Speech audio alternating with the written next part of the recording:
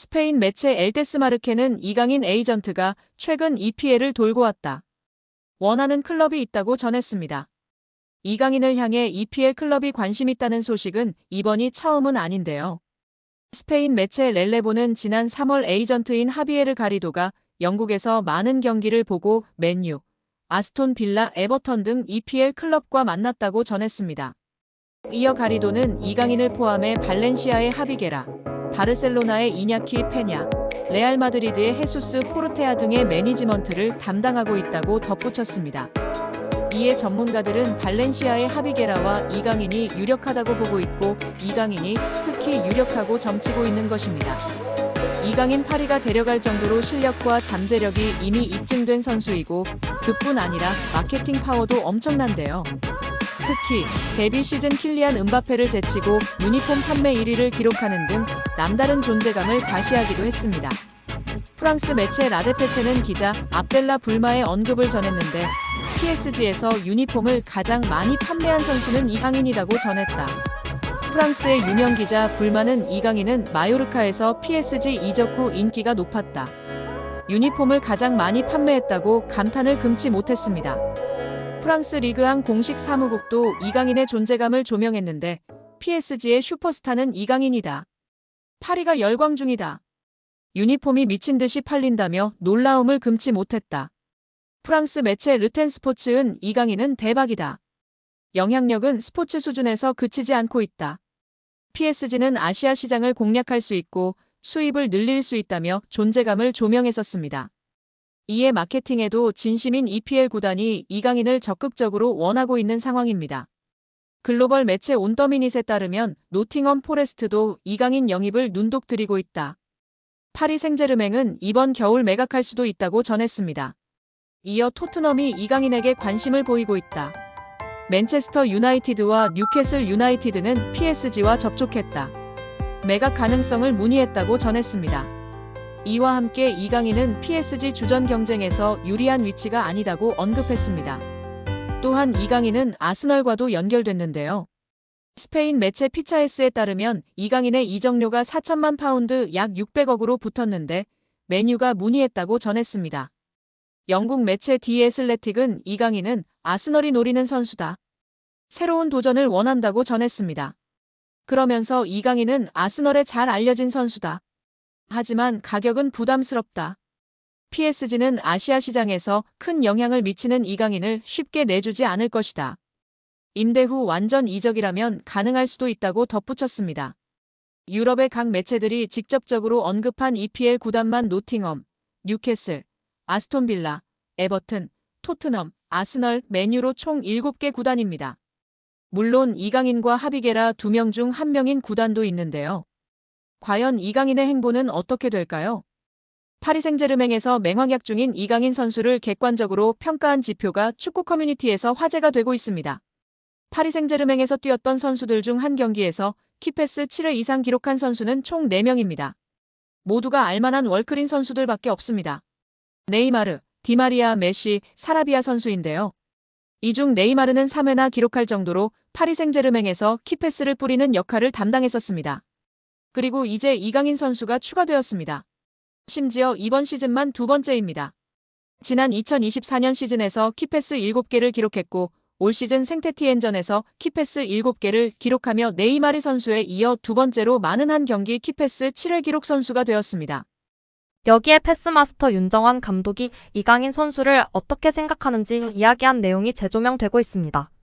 이강인 선수는 현대 축구에서 부족한 플레이메이 커드를 대체하며 독특한 선수로 주목받고 있다고 생각합니다. 대표팀 경기에서 그를 처음 봤을 때 그의 훌륭한 플레이에 감탄하며 놀랐습니다. 이강인 선수는 어려운 패스를 손쉽게 주어 경기를 컨트롤하며 멋진 플레이를 보여줬습니다. 패스를 통해 득점 기회를 만들고 그의 패스에는 강력한 임팩트가 있다고 생각합니다. 현대 축구에서는 생각하고 일단 보고 판단하는 시간이 축구에서 매우 길어지면 경기에서의 기회를 놓칠 수 있기 때문에 기술 향상을 위해 많은 노력과 경험이 필요합니다. 현대 축구는 빌드업을 중요시하여 매우 안정적인 축구를 하기 때문에 도전적인 플레이를 제한할 수 있는 경향이 있습니다. 하지만 패스를 통해 공간을 활용하면 공격 기회를 창출할 수 있고 그런 패스를 잘하도록 훈련하는 것이 중요한데요. 이러한 부분들을 이강인 선수는 완전히 마스터하고 있고 다른 선수들보다 월등하기 때문에 돋보이는 것 같습니다. 패스는 공간에 넣어줄지 발밑에 줄지 계산하여 판단하는데 뛰는 선수에게 발밑에 패스하는 것이 어렵고 복잡합니다. 파악과 계산을 통해 개개인의 선수 특성에 맞게 패스를 해야 하는 것이 훌륭한 패스라고 생각합니다. 패스를 넣는 선수는 상대 수비 위치 파악과 패스 가능성을 고려해서 해야 하기 때문에 상당히 퀄리티 기술적인 선수라고 봐야 해요.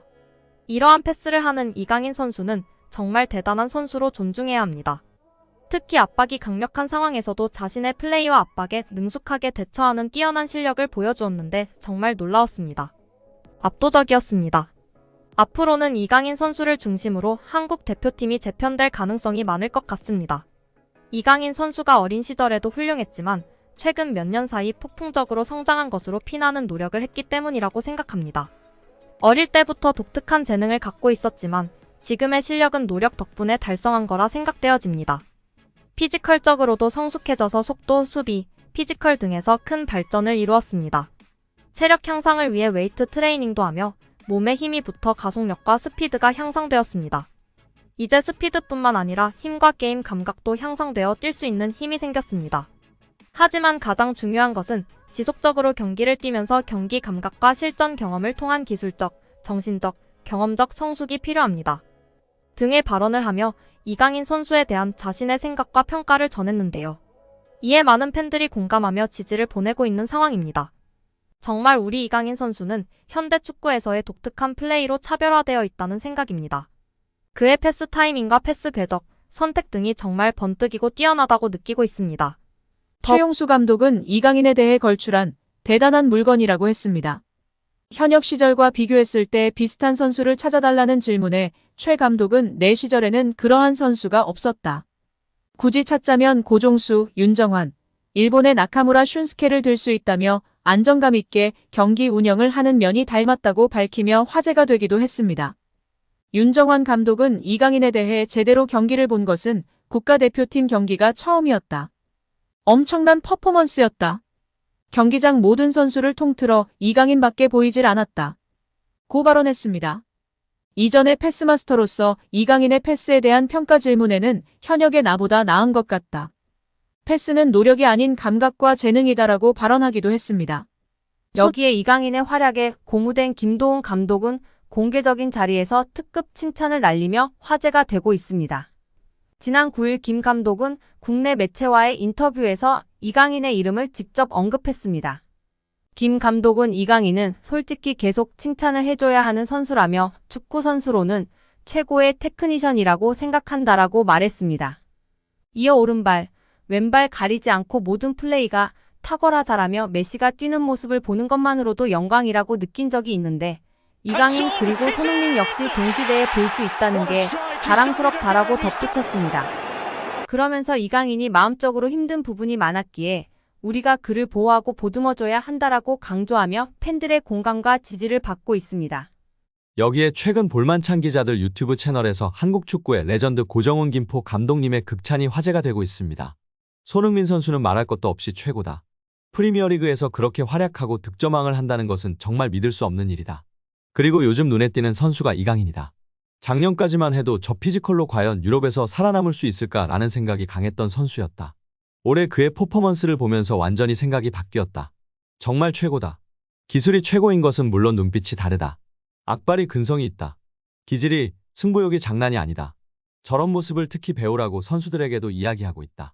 기술이 최고인 것뿐 아니라 악발이 근성으로 뛰는 모습이 있기 때문에 어린 시절부터 그런 모습이 보였었다.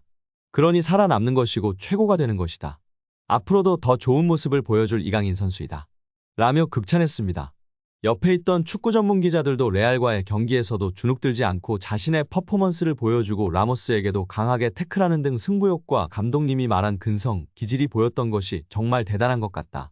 레전드분들이 다들 이강인을 언급하고 극찬하고 있다며 동조하였습니다. 구관이 명관입니다.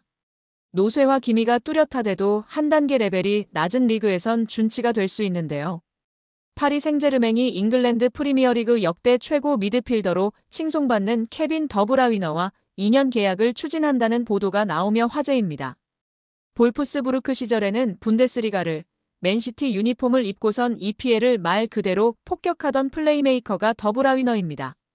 도움왕과 올해의 선수, 올해의 팀, 단일 시즌 최다 도움 기록 등을 휩쓸었습니다. 현재 커리어 반등 계기가 필요한 전천후 미드필더 이강인과 파리에서 만남이 성사될지 눈길을 모으는 상황입니다. 영국 트리뷰나는 PSG가 더브라위너에게 2년 계약을 제안할 예정이라면서 올여름 더브라위너는 맨시티와 계약을 만료한다. FA 영입을 원하는 PSG 이해관계와 일치한다고 전했습니다. PSG는 피치 안팎에서 리더십을 발휘하는 경험이 풍부한 베테랑을 원한다. 유럽 대항전 같은 큰 무대에서 선수단 통솔을 책임지는 리더형 고참의 필요성을 인지하는 것이라며 최근 부진한 더브라위너에게 2년 계약을 제안하는 배경이다. 더브라위너 역시 유럽 잔류를 바란다. PSG는 그의 유럽 커리어 연장을 위한 매력적인 행선지가 될 것이라고 설명했습니다. 더브라위너는 지난 4일 사회관계망 서비스 SNS에 맨시티와 팬들을 향한 마지막 안부를 전했습니다. 더브라위너는 현 시점 PSG 허리에 경험을 더해줄 최적의 카드인데요. 풀백 윙어와 달리 스트라이커나 공격형 미드필더는 출전 시간만 조절된다면 피치 노하우와 테크닉으로 충분히 팀에 도움이 될 여지가 높습니다. 게다가 이적료도 없어 금상첨화라는 평가입니다.